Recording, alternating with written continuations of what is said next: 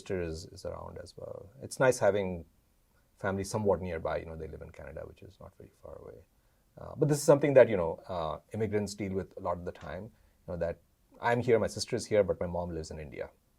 Anytime my mom falls sick because she's old, one of us has to go back there and take care of her in some way, shape, or form.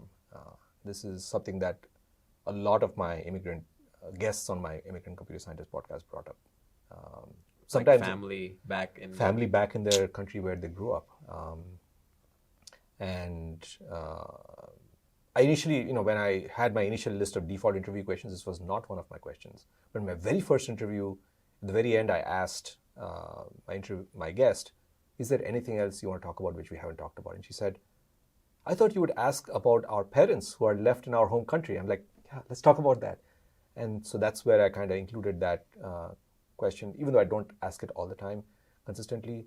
But nearly everyone I talk to talks in some way, shape, or form about family that they left back in their home country. Usually it's parents, sometimes it's siblings also, and sometimes it's someone else, like grandparents or things like that.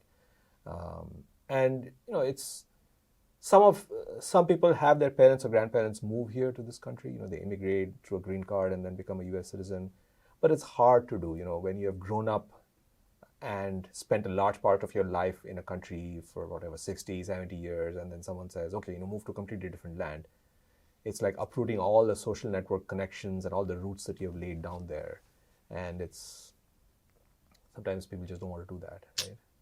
So that makes it challenging for them to move, but then it makes it hard for us immigrants here as well, right? Plus, there's issues with bringing parents here and the high cost of medical care here.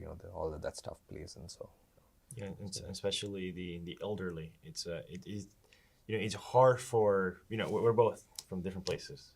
I'm from Venezuela, and so we were able to bring my grandma. So my grandma and my great grandma. My great grandma is 92.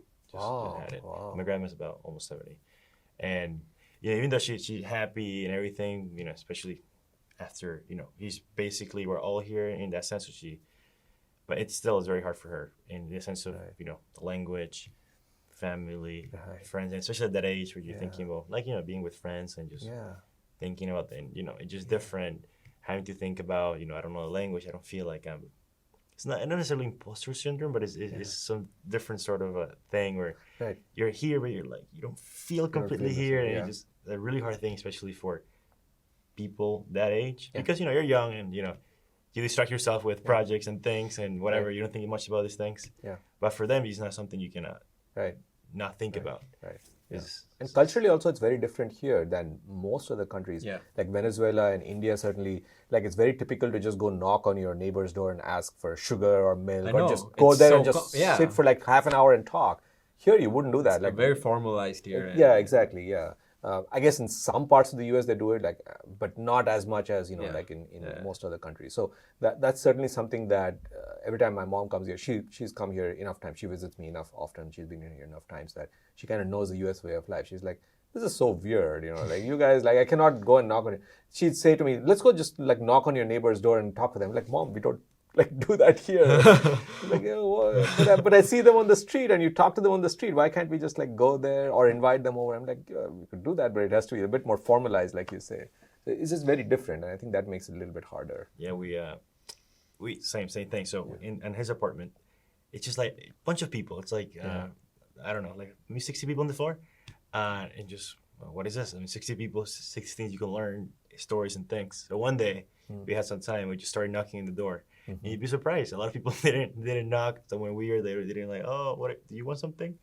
And then, but there are always people who are like, oh, what's up? I'd love to talk to you. And it's kind of breaking because it just seems like where you live for some reason is a very cultural thing where you're just there and you just like a box and you just like close yourself there and like you don't talk to anyone. And this also brings me to another thing which I observed many years ago in myself, but certainly observed during the podcast and this is true of immigrants. I read this first in a book by a very well-known therapist, Alan Rowland, who wrote this book about his patients anonymously, but all of his patients were immigrants, like mostly Asians, Indians, mix of them. So he had this observation, which I read, and I was like, this is not true. But then over the years, I've seen enough evidence, including my own life. The observation is the following. You grow up in a country, and you leave it, let's say, you immigrate to US or wherever else in some year. Let's say you left it. What year did you leave Venezuela? 13, 14. 13, 14, okay. So, and I left like India in 1998, right? Your picture of your home country is time-stamped the year that you left it. That is never going to change. It is never going to move forward or backwards. In the meantime, your country has moved on, has advanced, changed in fairly different ways. Every time you go back, you're going to be like, oh man, this country is so different now than it was when I remember it. And when you remember it as the year you left it, that is never going to change, right? So I read this many years ago when I was in grad school. I was like, that's not true. And then in the mid-2000s, I went to India like every 1 or 2 years. And every time I went back, I would get a culture shock. I would get a reverse culture shock. I thought I would get a culture shock when I go to the US, which I did. But I'm going to India and I'm like, okay, I'm getting a culture shock. One of the culture shocks was sometime in the early 2000s, I went back to India and I didn't have a cell phone. Like I think cell phones were just coming around here. I went back, I'm like observing everyone has a cell phone. I buy mangoes from a very poor person selling mangoes in a cart on the street. The person has torn shirt and a torn dhoti, and they fish out a phone from their pocket. I'm like, dude, this guy has a phone. I don't have a phone. How is this like possible? Right? That was a huge culture shock for me. But even since then, a lot of things have given me a culture shock. And this is true of immigrants.